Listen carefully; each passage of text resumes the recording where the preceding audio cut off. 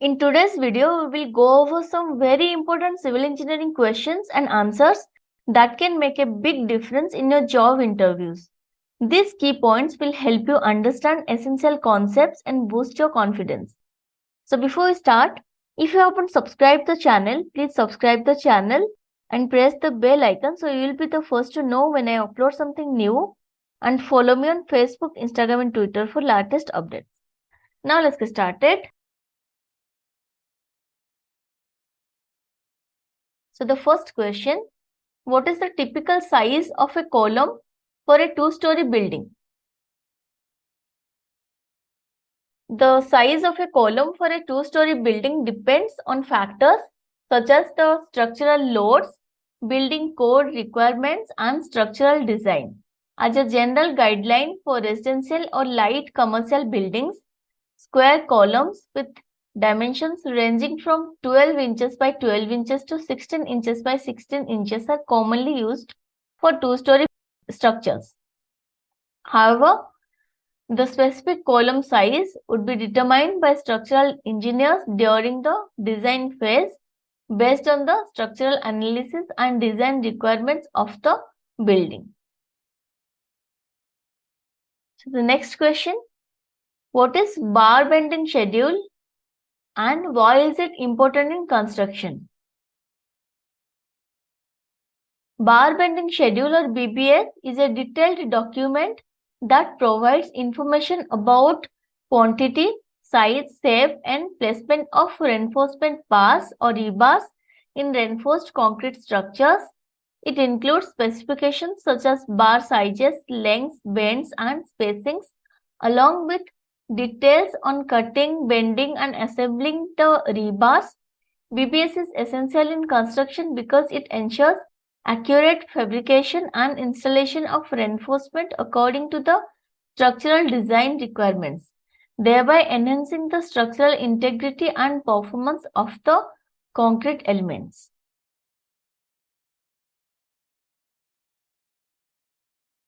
So the next question, what is the typical size of a beam in a residential building?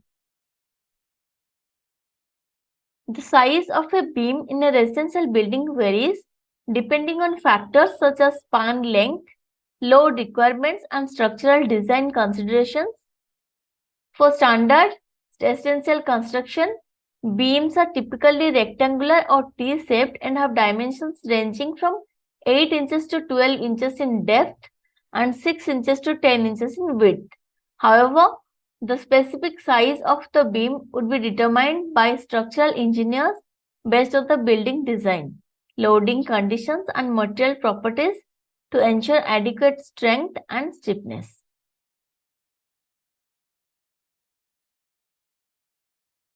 Next, how do you determine the size and spacing of anchor bolts for securing structural elements to concrete foundations? The size and spacing of anchor bolts for securing structural elements to concrete foundations are determined based on factors such as applied loads, building code requirements, and foundation design. Typically, anchor bolts are sized based on their diameter, length, and embedment depth into the concrete foundation. The spacing of anchor bolts depends on the layout of the structural elements being anchored and is typically specified in the structural drawings or building code regulations. Engineers calculate the required size and spacing of anchor bolts to ensure sufficient resistance to applied loads and prevent structural failure or detachment from the foundation. What is the typical size of a footing for a single-story residential house? The size of a footing for a single-story residential house depends on factors such as soil bearing capacity, building loads, and local building code requirements. As a general guideline for light residential construction on stable soil conditions, footings are typically rectangular in shape with dimensions ranging from 12 inches to 24 inches in width and 6 inches to 12 inches in depth. However, the specific size and shape of the footing would be determined by structural engineers based on site-specific conditions and structural design calculations.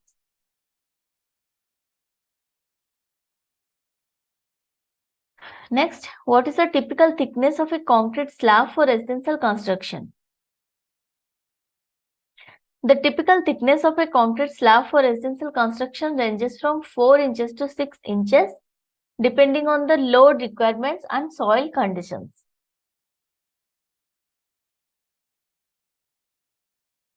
What does the term plinth level refer to the building construction?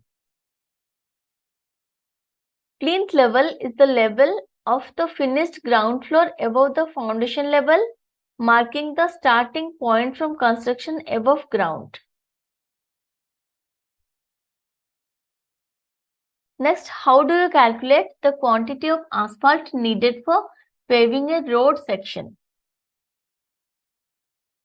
The quantity of asphalt needed for paving a road section is calculated based on factors such as road width, pavement thickness, and asphalt mix properties. Engineers use asphalt mix design guidelines and pavement design softwares to determine the asphalt binder content, aggregate gradation, and compacted pavement thickness required for the road section. Once these parameters are known, the asphalt quantity is calculated by multiplying the surface area of the road section by the compacted pavement thickness and asphalt mix density. This calculation ensures that the proper amount of asphalt is ordered and applied to achieve the desired pavement thickness and quality.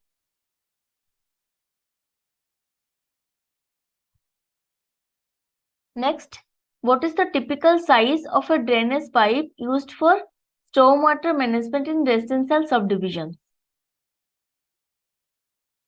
The typical size of a drainage pipe used for stormwater management in residential subdivisions varies depending on factors such as drainage area, rainfall intensity, and local regulations. However, common sizes for drainage pipes range from 6 inches to 24 inches in diameter, with larger sizes used for main trunk lines and smaller sizes for lateral drains or collector pipes. Engineers determine the pipe size based on hydraulic calculations, flow rates, and pipe slope requirements to ensure efficient conveyance of stormwater runoff and prevention of flooding in residential areas. Next, what is the function of a lintel in construction? Lintels support the load of the structure above openings such as doors and windows, distributing it to the surrounding walls. Next, what are the primary components of a reinforced concrete beam? The primary components of a reinforced concrete beam are concrete and reinforcement bars or rebars, which provide tensile strength to resist bending and shear forces. What is the role of a tie beam in building construction? Tie beam connect and stabilize two or more columns or walls, improving the overall structural stability of the building. What does the term clear cover refer to the concrete construction? Clear cover is the distance between the surface of the concrete and the nearest reinforcement bar, providing protection against corrosion and fire. What is the function of a parapet wall on a building? Parapet walls act as barriers at the edge of a roof or balcony to prevent people from falling and to provide aesthetic finishing. So I hope these important questions and answers help you feel more prepared for your upcoming interviews. If you found this video helpful, don't forget to like, comment, and subscribe to our channel for more helpful content. If you have any questions or need further clarification, feel free to drop them in the comment section. Good luck with your interviews and see you in the next time.